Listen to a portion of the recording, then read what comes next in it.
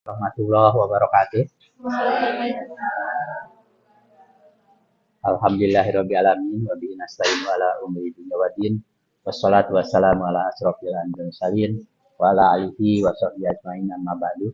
Yang kami hormati seluruh mahasiswa mata kuliah supervisi dan pengawasan pendidikan di mata kuliah itu supervisi pengawasan ini sendiri. Pada hari ini kita akan melaksanakan kegiatan pembelajaran yang terkait dengan adik-adik semuanya, yaitu mahasiswa mampu menjelaskan kepada kepala sekolah sebagai supervisor. Tempatnya yang insya Allah mahasiswa nanti bisa memahami bagaimana kepemimpinan kepala sekolah, lalu kepala sekolah sebagai evaluator, konselor, dan manajer.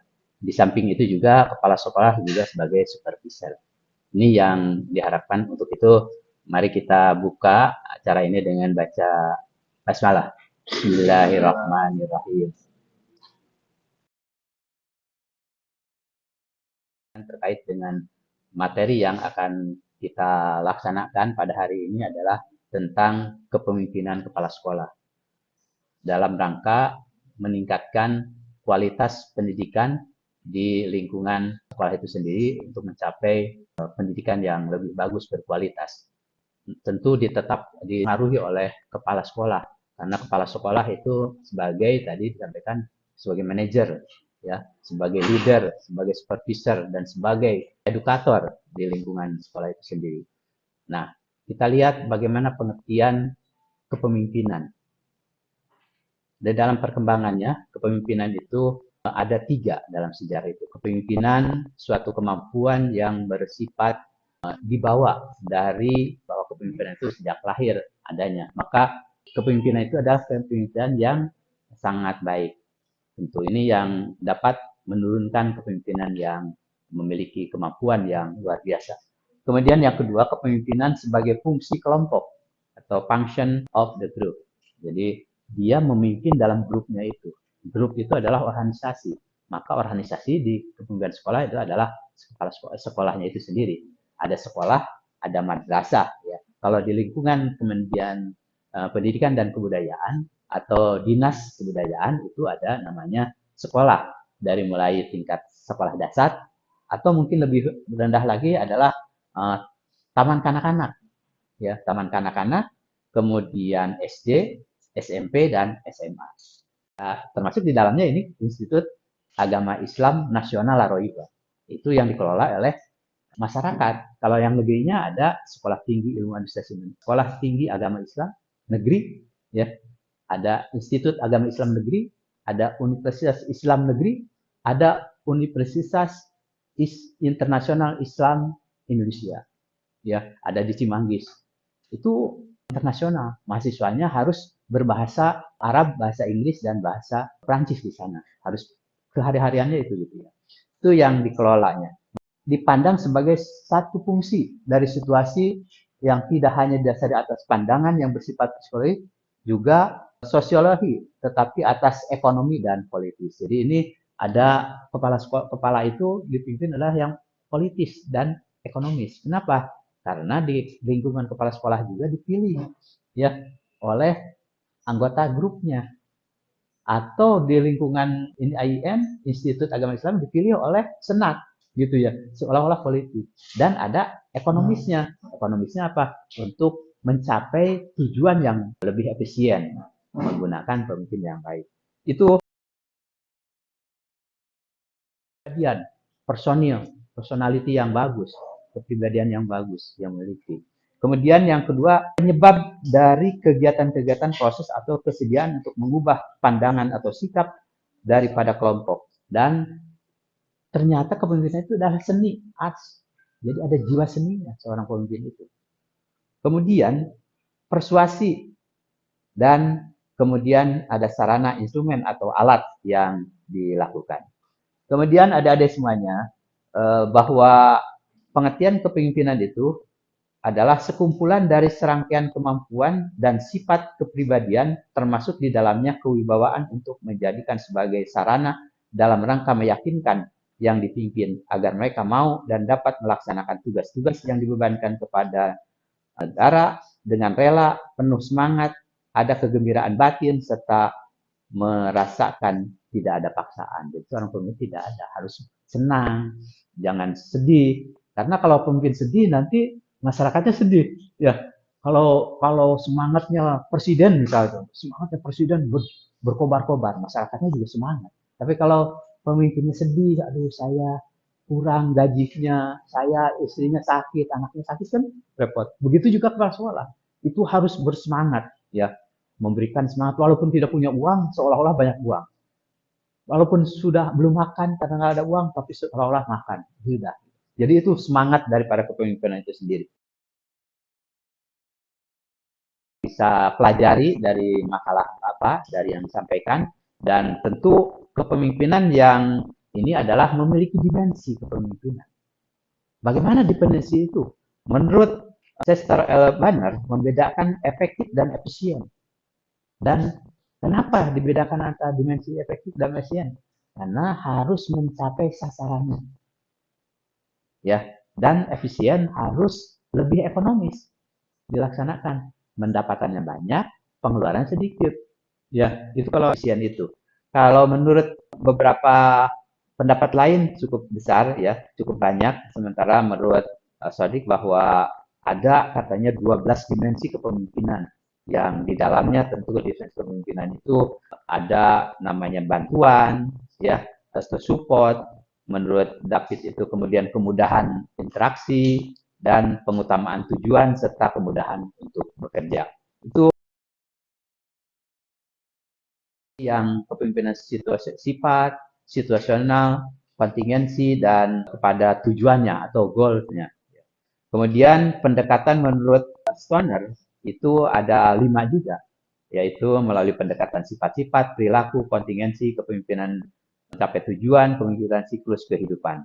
Itu pendekatan kepemimpinan das ya, harus memiliki kemampuan, harus bisa mengawasi, harus inisiatif dia, harus memiliki inisiatif, jangan sampai hanya disuruhnya segini tapi inisiatifnya tidak ada. Harus ada inovasi inisiatif dia. Kemudian ketenangan diri, kepribadian. Nah, tadi menurut Tairep bahwa 16 sifat kepemimpinan itu ada yang semangat, optimistis, individualisme, keberanian, keaslian, dan kepribadian ulet dan manusia, kemampuan mengawasi dan ketenangan diri. Itu saya kira di dalam kepemimpinan itu sendiri. Mungkin dari sekian banyak yang sudah Bapak sampaikan, tadi ada pengertian, ada pendekatan, ada dimensi, tentu mungkin ada yang harus dipertanyakan.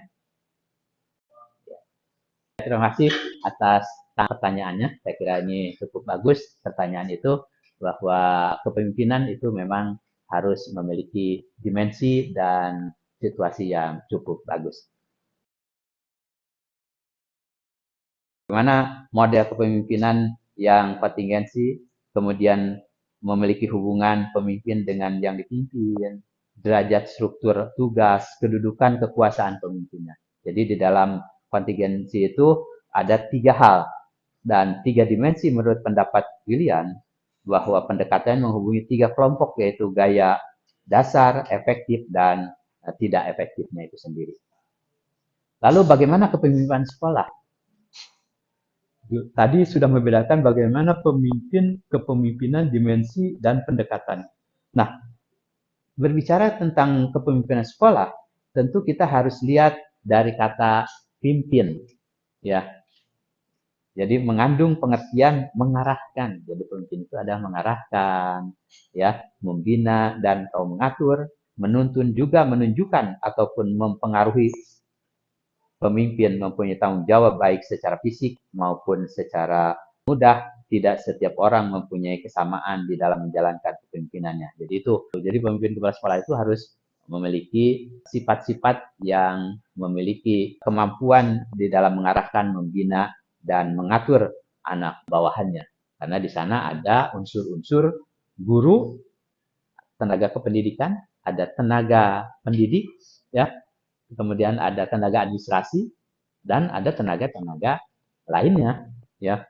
Di sekolah itu kan tidak hanya guru, ya, Ada tenaga administrasi, ada tenaga yang mengajar tapi belum guru.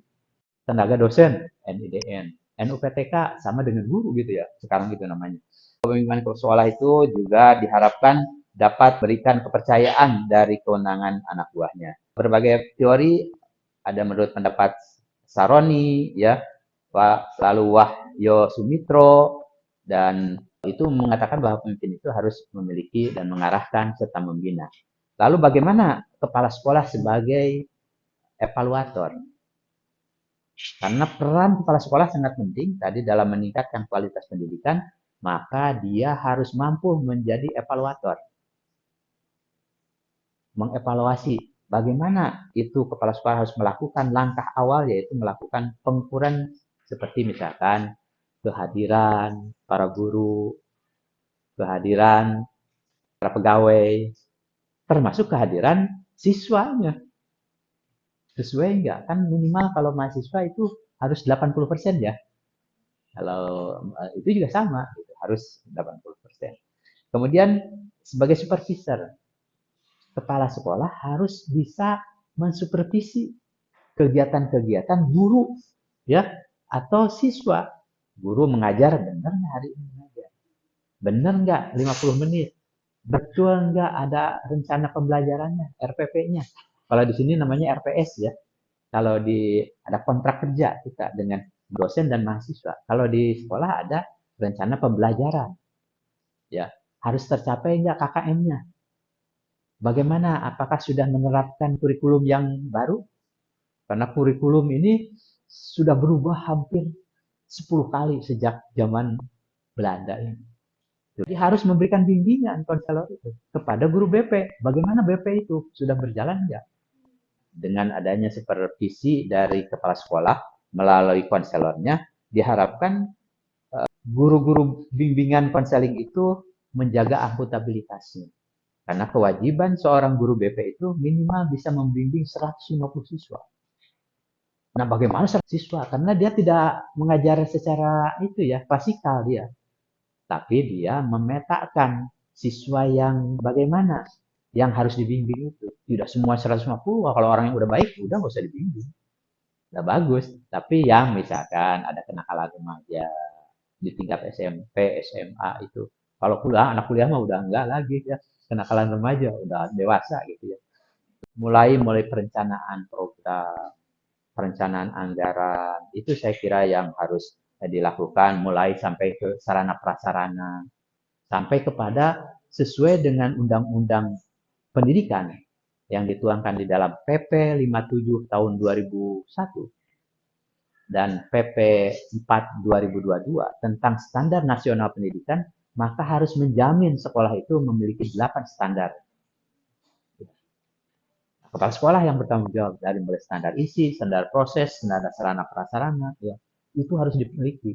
Kalau sekolah belum punya ruangan yang luas, siswanya lebih banyak, kan minimal di SMA itu 36 maksimal, minimal boleh 20. Kalau lebih dari 40 tidak boleh, harus dipecah lagi ruang belajarnya. Oh ternyata rombanya kurang. Nah itu standarnya harus diadakan sekarang. Itu saya kira adik-adik semuanya perkuliahan pada hari ini dari Bapak. Mudah-mudahan bisa dipahami bersama. Dan kalau tidak ada yang atau ada yang mau bertanya, mohon maaf. Mari kita tutup dengan doa. Alhamdulillahirrahmanirrahim. Demikian kurang lebih mohon maaf. Wassalamualaikum warahmatullahi wabarakatuh.